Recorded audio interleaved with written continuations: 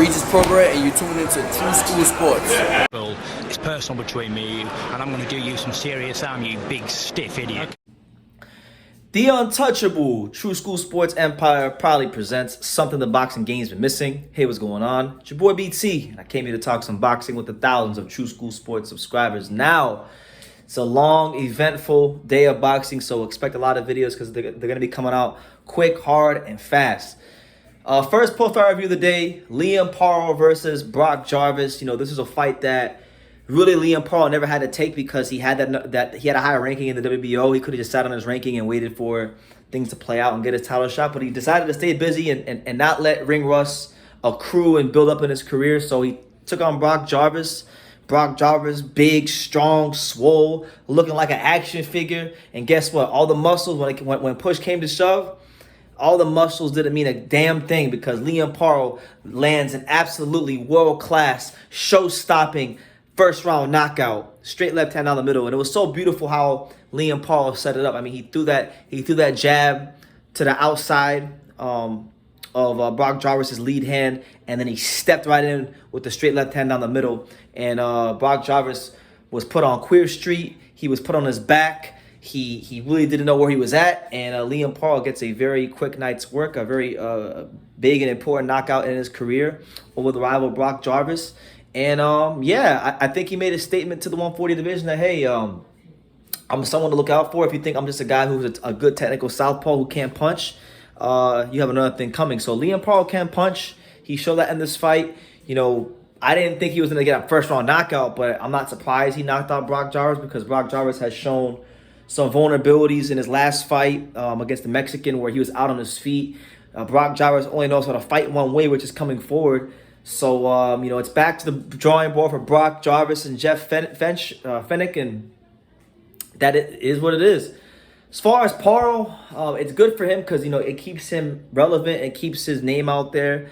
And, you know, like I said, it gets another win on the resume against a good name in Australia and Brock Jarvis. But now, I think now he can sit on that ranking a little bit longer now.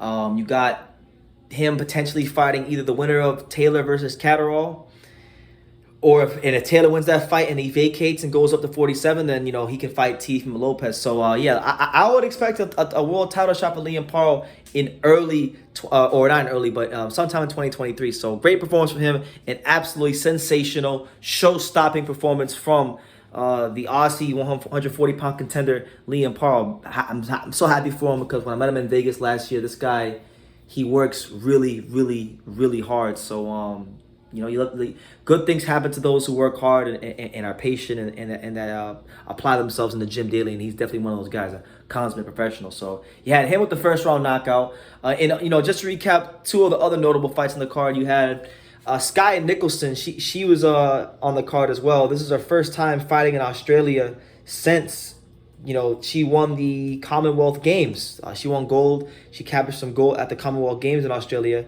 And, you know, Skye Nicholson, she's been a very active pro in her first year. She just turned pro this past March, and this is her 5th pro fight against Christina Jacobs. And it was pretty much the normal Skye Nicholson type performance, you know, a lot of clever boxing, a lot of good foot movement, a lot of good feints. The only difference in this fight, I think, first and foremost, is that this is a 10-rounder. It was a first 10-rounder. You know, you're seeing Skye Nicholson slowly but surely every fight become a little bit less of a slapper and deviate less from that amateur style and develop more of that pro style. She's starting to sit down under punches more, throwing like more grown woman punches.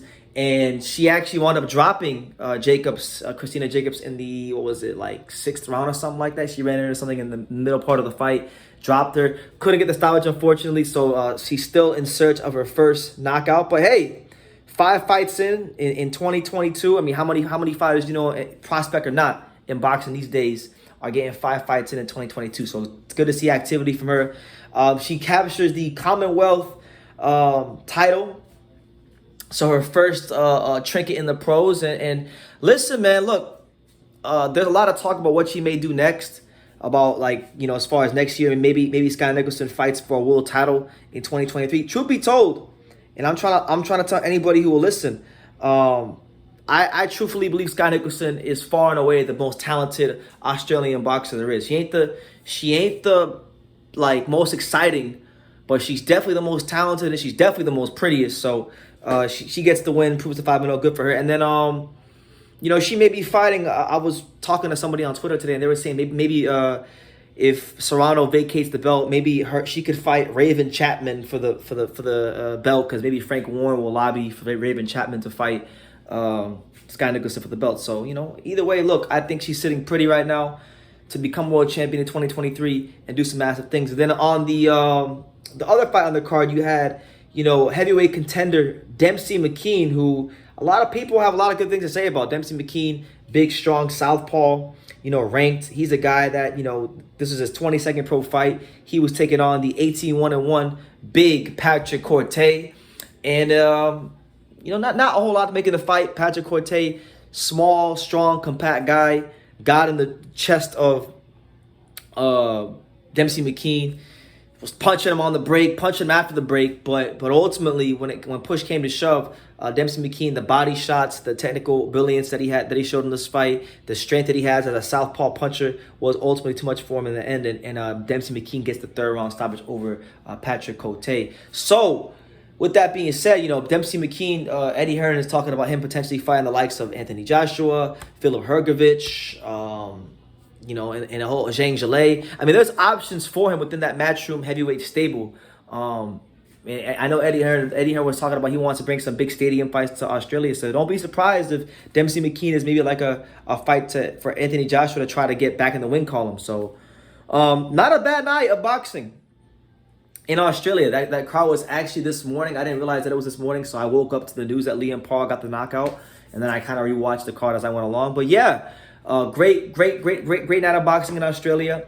Let me know what you guys think. What did you guys make of Liam Paro and his knockout over Brock Jarvis? Sky Nicholson winning her first regional title, and Dempsey McKean's knockout. And who do you want to see Dempsey McKean fight next? And what do you guys think about Sky Nicholson potentially fighting for a world title next year, maybe even against a girl like Amanda Serrano? Because personally, I think Sky Nicholson is such a good fighter. I think she's operating at such a high level.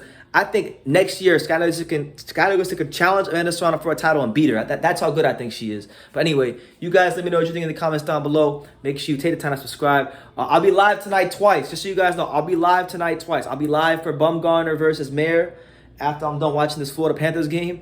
And then I'll be live later on tonight for Deontay Wilder versus Robert Helenius. So you guys join us both of those. It's been a long time since we've been live here on True School Sports. I'm excited about it. I'm sure you guys, once you hear this news, you'll be excited about it. So join us on the live, me and Pops. Be there, be square. And like I say in every single one of these videos, you can love me or you can hate me. But I'm just a kid from Daniel. So until next time, take care, guys. Just like Mayweather's uncles would say, a lot of people don't know shit about boxing. You know, you do. You've done it. Thank you. You about the only smart guy that I know, bro. Nobody knows shit about boxing. I appreciate it, man. I want to say, man, make sure to follow True School Sports, always covering boxing at the highest level, man, and make sure to subscribe to his YouTube channel. Follow him on Instagram at Just a Kid from Danny as well. He the plug.